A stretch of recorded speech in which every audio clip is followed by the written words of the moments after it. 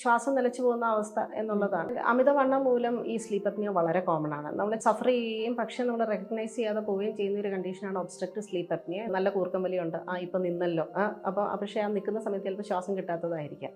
കുട്ടികളിലാണ് ഈ അഡ്നോയിഡ്സും ടോൺസിൽസും റിമൂവ് ചെയ്യാൻ പറ്റും. ഒരു പ്രോപ്പറായിട്ടുള്ള ഒരു സ്ലീപ്പ് പാറ്റേൺ അല്ലെങ്കിൽ ഒരു ക്വാളിറ്റി സ്ലീപ്പ് എന്ന് പറയുന്നത് നമ്മുടെ ഹെൽത്തിന് വളരെ ഇമ്പോർട്ടൻ്റ് ആയിട്ടുള്ള ഒരു കാര്യമാണ്. പക്ഷേ പലപ്പോഴും ശ്വസിക്കാനുള്ള ബുദ്ധിമുട്ടുകളൊക്കെ കാരണം നമുക്ക് ഡിസ്റ്റർബ്ഡ് സ്ലീപ്പ് എന്നൊരു സിറ്റുവേഷനിലൂടെ നമ്മൾ കടന്നു പോയിട്ടുണ്ട്. ആ ഒരു വിഷയത്തെ പറ്റിയിട്ടാണ് ഇന്ന് നമ്മളോട് ഡോക്ടർ സുപ്രിയ സംസാരിക്കുന്നത്. She is A senior consultant ENT surgeon at Caritas hospital, Kottayam. നമസ്കാരം. നമസ്കാരം. ഈ പറഞ്ഞതുപോലെ തന്നെ വളരെ സുഖകരമായ ഒരു ഉറക്കം നഷ്ടപ്പെടുന്ന ഒരു അവസ്ഥയാണ് പലപ്പോഴും നമുക്ക് ഈ ഒരു ബ്രീത്തിങ് ഡിഫിക്കൽട്ടി ഒക്കെ മൂലം വരുന്നത്. എന്താണ് ആ ഒരു കണ്ടീഷൻ എന്ന് പറയുന്നത്? സാധാരണഗതിയിൽ നമ്മൾ പലർക്കും സഫർ ചെയ്യുകയും പക്ഷേ നമ്മൾ റെക്കഗ്നൈസ് ചെയ്യാതെ പോവുകയും ചെയ്യുന്ന ഒരു കണ്ടീഷനാണ് ഒബ്സ്ട്രക്റ്റീവ് സ്ലീപ്പ് അപ്നിയ എന്ന് പറയുന്നത്. ഈ സ്ലീപ്പ് അപ്നിയ എന്ന് പറഞ്ഞാൽ ശ്വാസം നിലച്ചു പോകുന്ന അവസ്ഥ എന്നുള്ളതാണ്. നമ്മുടെ എല്ലാവർക്കും ഇപ്പോൾ കിടന്നുറങ്ങുമ്പോൾ, ഇപ്പോൾ നമ്മളൊരു അപ്രൈറ്റ് പൊസിഷനിൽ നിന്ന് കിടക്കുന്ന പൊസിഷനിലേക്ക് പോകുമ്പോൾ ഉള്ള ശ്വാസം എടുക്കാനായിട്ടുള്ള ഒരു സ്പേസ് കുറച്ച് കുറയും. നമ്മുടെ ഈ ഉറങ്ങുന്ന സമയത്തുള്ള മസിൽ ടോൺ കുറയുന്നതുകൊണ്ടും അതേപോലെ വീനസ് കഞ്ചഷൻ അങ്ങനെയുള്ള കാര്യങ്ങൾ മൂലവും എന്തായാലും എല്ലാവരുടെയും സ്പേസ് ഇച്ചിരി കുറയും.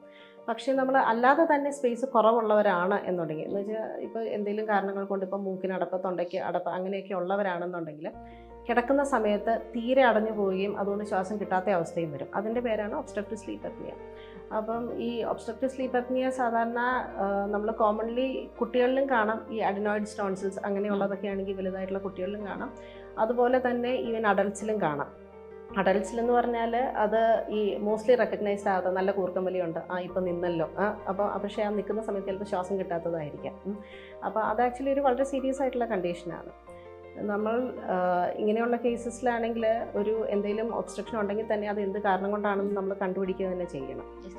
അത് തന്നെയായിരുന്നു ചോദിക്കാനിരുന്നത്. എങ്ങനെയാണ് ഇപ്പം ഒരു ഡിസ്റ്റർബ്ഡ് സ്ലീപ്പാണ്, ഒരു ശ്വാസം എടുക്കാൻ ബുദ്ധിമുട്ടുണ്ടെന്നൊക്കെ ഒരു വ്യക്തി അല്ലെങ്കിൽ ഒരു കുട്ടി പറയുകയാണെങ്കിൽ ഇപ്പോൾ നമ്മളതൊരു ഡയഗ്നോസിസ് ചെയ്യുന്നത് എങ്ങനെയാണ്? ഈ ഒരു കണ്ടീഷനാണ്, അപ്നിയ ഉണ്ട് എന്ന് നമ്മൾ ഡിസൈഡ് ചെയ്യുന്നത്?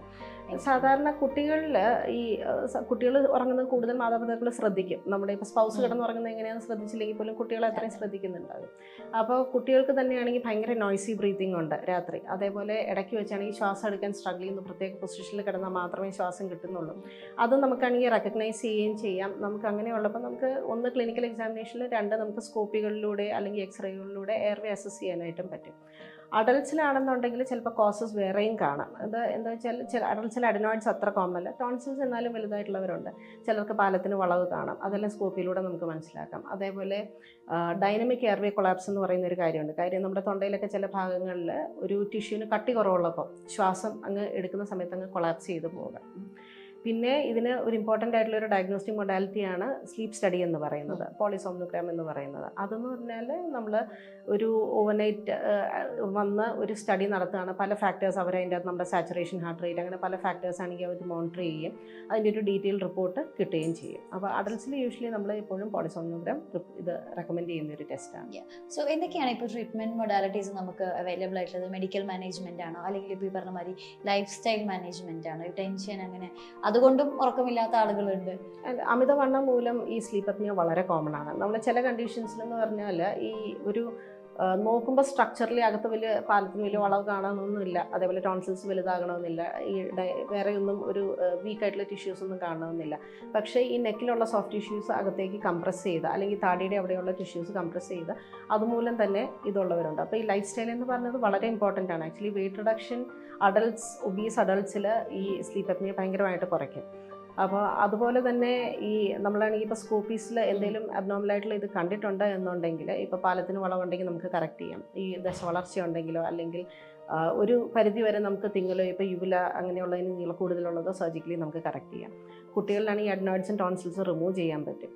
അത് പിന്നെ മെഡിക്കൽ മാനേജ്മെൻറ്റ് എന്ന് പറയുന്നത് തീരെ ചെറിയ കുട്ടികളിൽ ഇപ്പം അഡിനോയിഡ്സ് മാത്രമേ ഉള്ളൂ, അതുകൊണ്ടുള്ള ഇതൊക്കെ ആണെങ്കിൽ നമ്മൾ മെഡിക്കൽ മെഡിസിൻസും നമ്മൾ ട്രൈ ചെയ്ത് നോക്കാറുണ്ട്. Thank you so much doctor, ഈ ഒരു വിഷയത്തെ പറ്റി ഇത്ര ഡീറ്റെയിൽഡ് ആയിട്ട് നമ്മളോട് സംസാരിച്ചതിന് താങ്ക് യു സോ മച്ച്.